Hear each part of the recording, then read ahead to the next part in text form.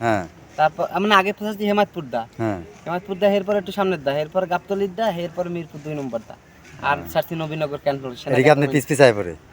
মোটরসাইকেলে থাকলে আসে, আর যদি আমার দিক না পায় হ্যাঁ তাহলে আল্লাহ আল্লাহ চলে গেছে বাসা। এলাকা চলে গেছে।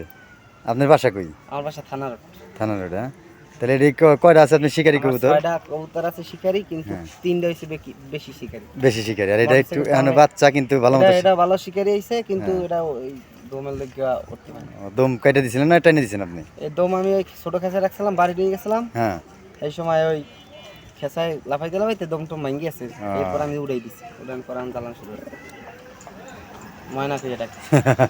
একটু হাতে ডাকান তো, দেখছেন কেমন শিকারি, দেখেন মানে হ্যাঁ রাতেও পিঠ খায়, দেখছেন মানে কবুতর যেভাবে পালন করে উনি এভাবে করে আর কি, অনেক শিকারি কবুতরটা। মোটরসাইকেলে লইয়া চলি আমার হ্যাঁ হ্যাঁ মোটর সাইকেলে চালায় আর উনি ছাইড়া দেয় পিস পিস আইসা পড়ে, অনেক শিকারি কবুতরটা।